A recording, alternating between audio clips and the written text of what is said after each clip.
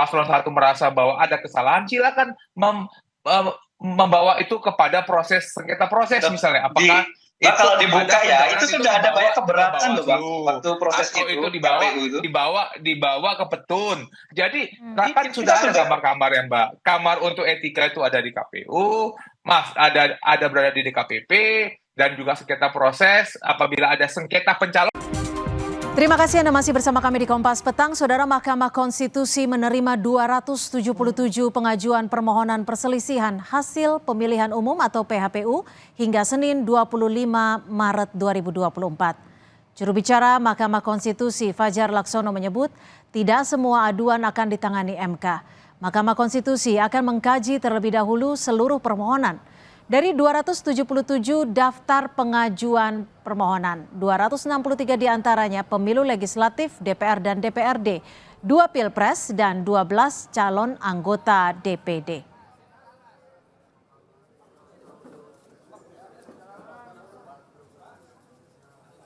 Ada 277 pengajuan permohonan, 263 diantaranya itu DPR, DPRD, 2 pilpres dan 12 calon anggota DPD.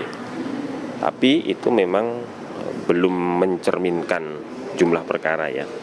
Karena memang setelah ini nanti kami akan telaah dulu permohonan-permohonan ini sehingga firm betul nanti berapa jumlah perkara yang harus diregistrasi. Jadi 277 itu belum sepenuhnya mencerminkan jumlah perkara.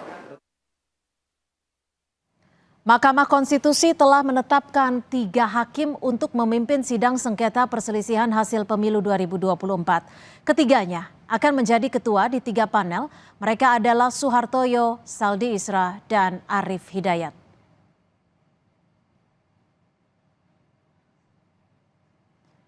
Tim hukum paslon nomor urut 1 Anies Baswedan Muhaimin Iskandar sudah mengajukan gugatan permohonan perselisihan hasil pemilihan umum atau PHPU Pilpres 2024 ke Mahkamah Konstitusi pada Kamis lalu 21 Maret.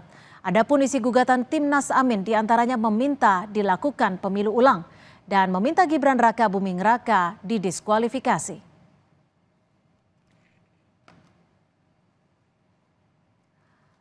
Sidang pertama gugatan hasil Pilpres akan digelar Mahkamah Konstitusi Rabu mendatang. Lalu seberapa yakin pembuktian yang akan dilakukan pada pemohon? Kami bahas bersama tim hukum Timnas Amin Zuhad Aji Firmantoro dan juga Wakil Komandan Alfa TKN Prabowo Gibran Fritz Edward Siregar. Selamat sore Abang Fritz dan Mas Zuhad, terima kasih sudah bergabung bersama kami di Kompas Petang. Selamat sore Bang Haji. Mas Zuhad, ini sudah ada konfirmasi ya jadwal sidang pertama di Mahkamah Konstitusi betul 27 Maret 2024? Ya Mbak, berdasarkan PMK 1 2024, sidang pertama itu akan dimulai tanggal 27 besok. Oke, ini kan sudah melampirkan berkas-berkas. Bukti-bukti gugatan yang akan dibawa ke MK apa saja nih? Ya pada umumnya Mbak, kita akan membawa saksi dan alat bukti lainnya berupa surat dan keterangan-keterangan tertulis. Juga tidak lupa kita juga menghadirkan ahli. Yang semuanya sudah kita siapkan. Oke, ini kan ada saksi, ahli, dan juga beberapa bukti-bukti. Bocoran dong, ada berapa orang sih sebenarnya saksi ahli dan saksinya? Saksi kita sebenarnya banyak Mbak, bisa ratusan. Berapa? Tapi Berapa? Kan persoalannya, yang akan memberikan kesaksian di sidang berapa orang? Ya itu dia, persoalannya kan begini Mbak, persidangan kita itu waktunya terbatas, hanya 14 hari kerja. Betul. Nah dengan hanya 14 hari kerja itu kemudian Mahkamah Konstitusi membuat peraturan pembatasan terhadap jumlah saksi yang bisa dihadirkan di muka sidang. Nah jumlah saksi yang dihadirkan di muka sidang, informasi terakhir itu jumlahnya hanya 15 paling banyak. 15, ini termasuk ahli ya? Ya, kalau nggak salah begitu termasuk ahli kalau nggak salah. Enggak, ahli kan 2 tuh, ahli 2. Oke, berarti 15 saksi, 2 ahli. Ya. Kalau dari saksinya sendiri dari kelompok mana saja nih? Atau dari perorangan mana saja? Berasal dari mana lah? Kalau tidak mau sebut nama.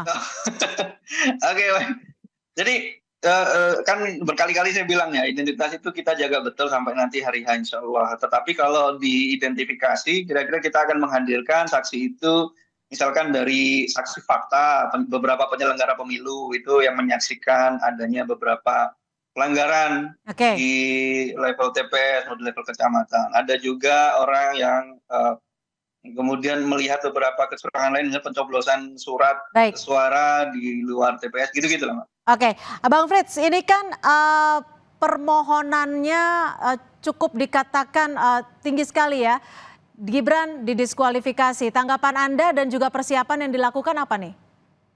Ya, bersama ini Mbak, kami juga mau menyampaikan bahwa nanti pada pukul 9 malam kami tim advokasi hukum Prabowo Gibran akan datang ke Mahkamah Konstitusi. Untuk? Kami untuk memberikan surat bahwa kami mengajukan diri sebagai pihak terkait. Nanti tim hukum yang dipimpin oleh Prof. Yusril, kami akan datang ke Mahkamah Konstitusi pukul 9 atau 21.00. Jadi boleh nih Kompas juga datang untuk melihat bagaimana proses nanti di Mahkamah Konstitusi. Yang kedua, terkait dengan apa yang diinginkan dan paslon 3. Sebenarnya kan kami bertemu dengan Bang Haji ini sudah lama kan, Mbak, kan bukan sekali nih. Jadi kan kita sudah bisa lah nih menebak-nebak nih, udah bisa melihat arah daripada diskusi kita bersama dengan paslon 1 dan paslon 3 selama dalam berbagai proses pasca ataupun sebelum hari pemungutan suara. Jadi kami sudah bisa sebenarnya udah bisa punya bayangan kira-kira bentuk permohonan paslon 1 dan paslon 3 pada saat paslon 1 dan paslon 3 mengajukan permohonan di MK. Jadi kami sebenarnya sudah juga membuat draft. Kami sudah membuat draft jawaban. Jadi sudah punya jawaban nih kira-kira nih Bung Haji sebelum kami mendapatkan surat permohonan. Oh kira-kira tidak jauh dari kita punya perkiraan.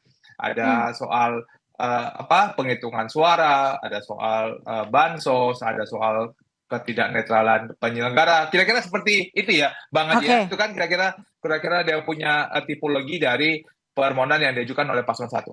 Oke, Mas Zuhad, ini kan permohonannya adalah PSU tanpa Gibran Rakabuming Raka. Ini nanti di dalam gugatannya sendiri apakah kembali ke putusan MK yang lalu atau gimana? Enggak, Mbak. Sebagai sebuah syarat material, kan putusan 90 itu sudah final and binding. Betul. Kita nggak otak-atik itulah. Kita nggak otak-atik itu. Yang kita soal itu kan bagaimana salah satunya yang menyangkut Pak Gibran ini kan, bagaimana kemudian proses pendaftaran beliau itu kan melanggar peraturan. Bagaimana yang sudah disampaikan oleh DKPP. Nah, problemnya kenapa nggak DKPP memutus sekaligus untuk mengatakan bahwa Gibran juga tidak memenuhi syarat material di dalam atau syarat formal dalam proses pendaftaran? Ya kan karena memang wewenangnya DKPP tidak ada sampai sejauh itu.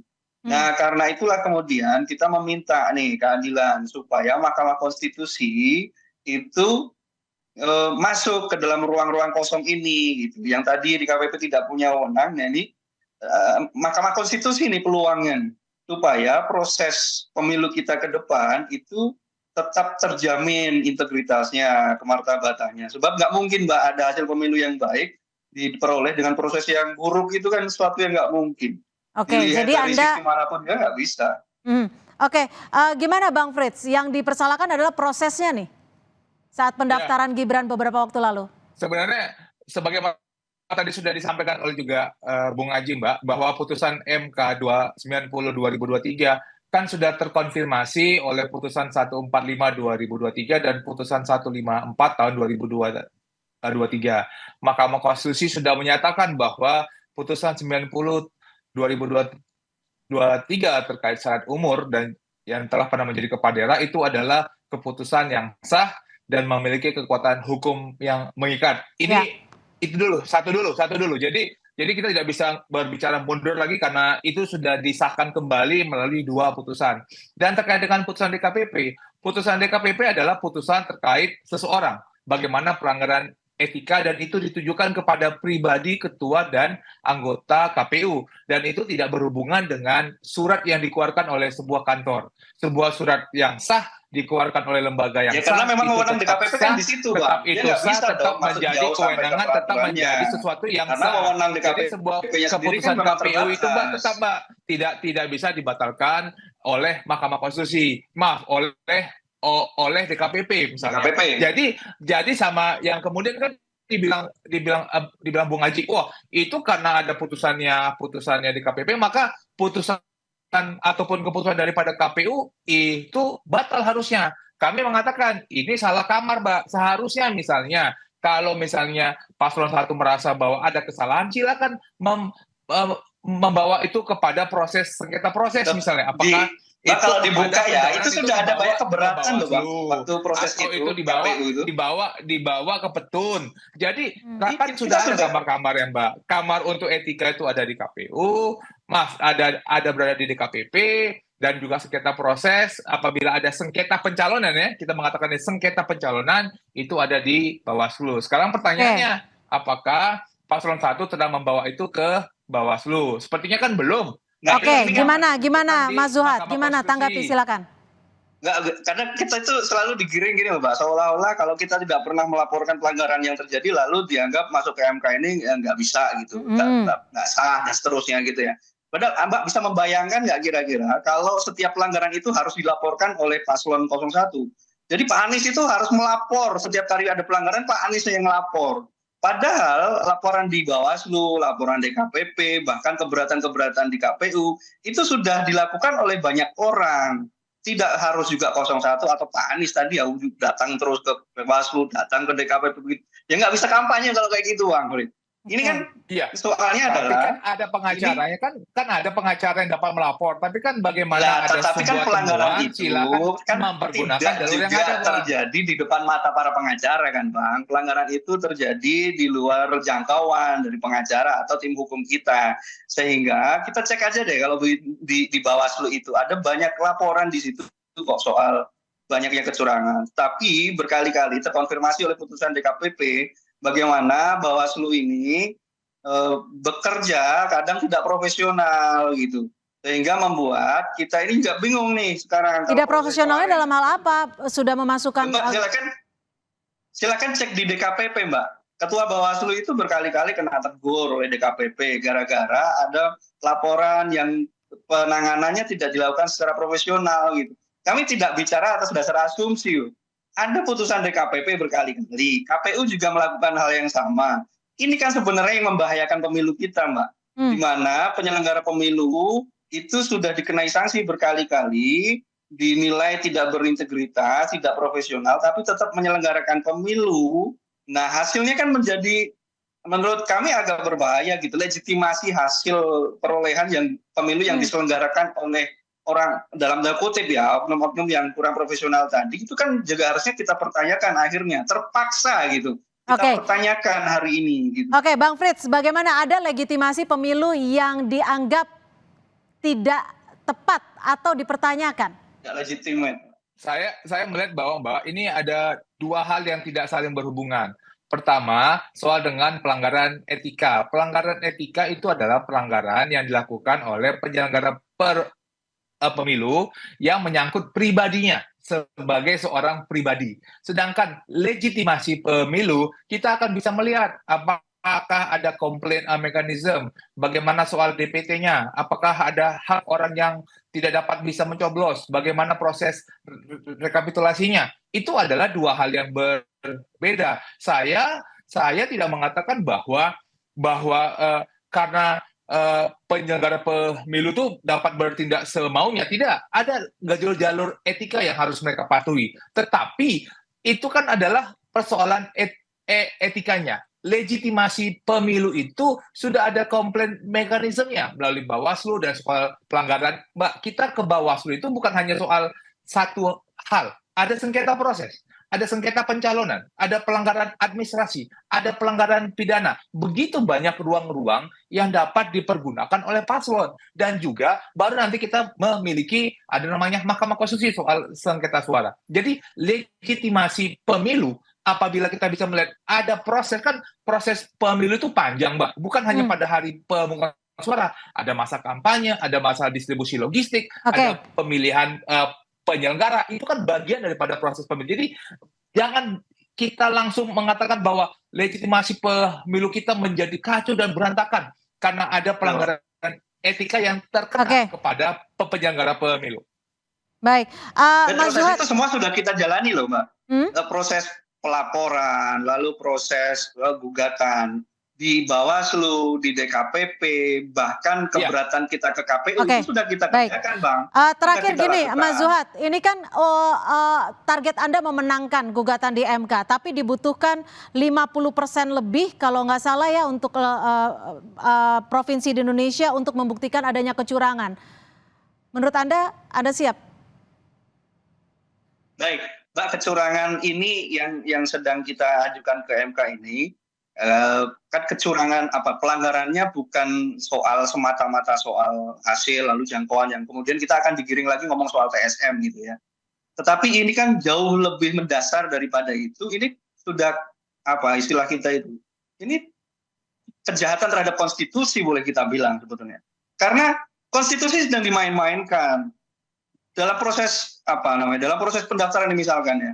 Lalu konstitusi kan gini, kalau kita tadi dikutip soal putusan MK 141.